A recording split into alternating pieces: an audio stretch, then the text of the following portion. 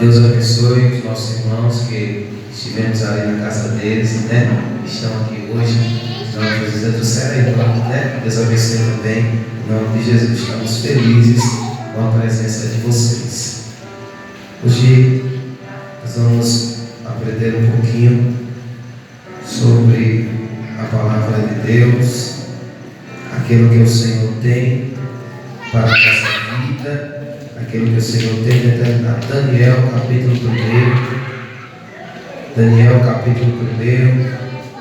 Glória a Deus.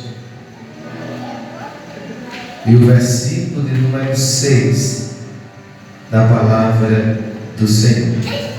Daniel capítulo 1 e o versículo de número 6, que diz assim: E entre eles se acharam os filhos de Judá, Daniel, Ananias, Misael e Azarias, e o chefe dos eunucos lhe pôs outros nomes, a saber Daniel pôs o nome de Beltesazar, a Ananias, a Sadraque, a Misael, a Mesaque, e a Azarias, o de Abednego.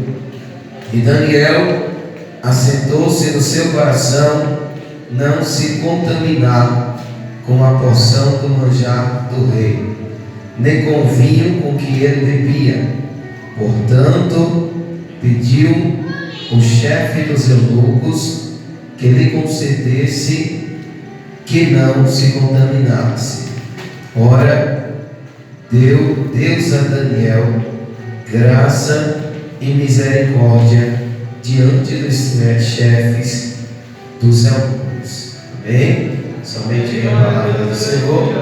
Olha comigo. Senhor Deus e Pai, em nome de Jesus te agradecemos pela tua palavra, por este culto de ensinamento na tua presença. Fala conosco, meu Deus, nos dá direcionamento, nos dá instruções nessa noite, nos ensina o que devemos fazer e como devemos agir, Senhor. Estamos aqui para sermos guiados pela tua palavra. Fala conosco, Deus, de uma forma poderosa, em nome de Jesus. Amém? Glória a Deus. Queridos, o tema de hoje é um tema extremamente necessário para a vida do cristão ou para a vida de todo ser humano. O tema da pregação de hoje se chama o poder da decisão. Diga comigo: existe um poder nas decisões que eu tomo. Então, nós iremos aprender um pouco sobre isso, sobre o poder da decisão. Nós sabemos que desde o momento em que foi criado o céu, foi criada a terra, a Bíblia diz que desde lá do jardim do Éden, aonde Deus colocou Adão e colocou Eva no jardim, Deus chamou Adão, chamou Eva em um diálogo entre eles, porque Adão e Eva foram o primeiro casal, os primeiros a serem criados por Deus.